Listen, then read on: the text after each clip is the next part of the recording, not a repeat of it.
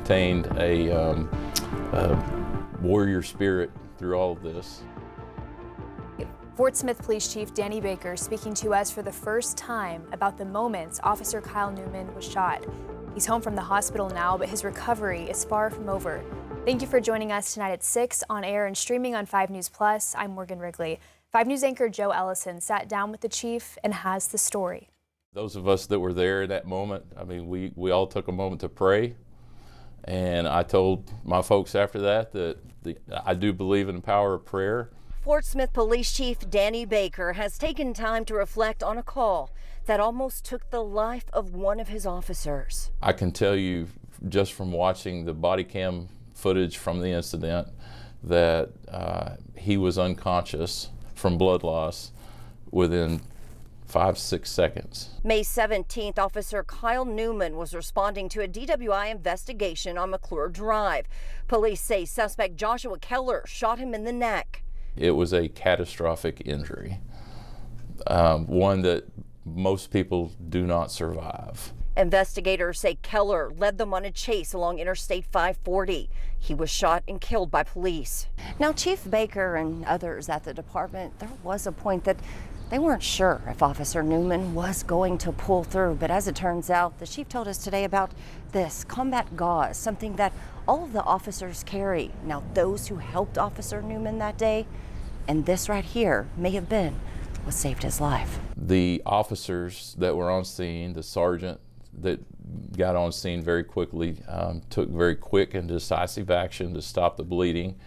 One of the things that I credit to making it possible for him to survive this incident was packing the wound with a special quick clot gauze that our officers have. There was a point, Chief Baker says Officer Newman's condition took a turn.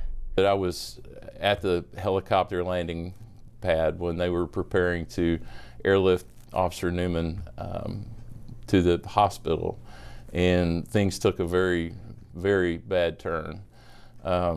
I had prepared in that moment to be dealing with a line of duty death.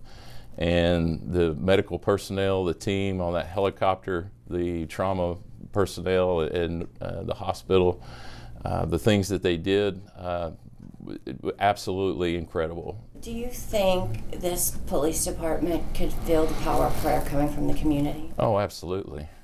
Absolutely. And that was one of the most humbling things that I saw. As far as what's next for Officer Newman, only time will tell.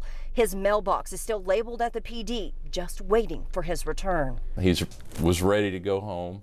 He obviously still has a number of challenges that he's got to overcome, you know, a long road ahead of him, but he's just maintained a warrior spirit through all of this. The department is offering Officer Newman and his family any support they need.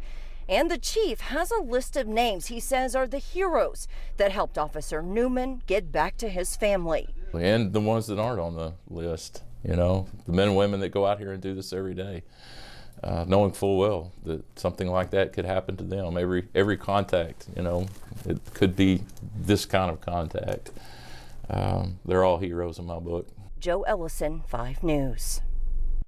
Chief Baker says officers, staff, and first responders who were there on that day have been offered any counseling or support they need. The investigation into what happened that day is in the hands of the prosecutor who's reviewing the case.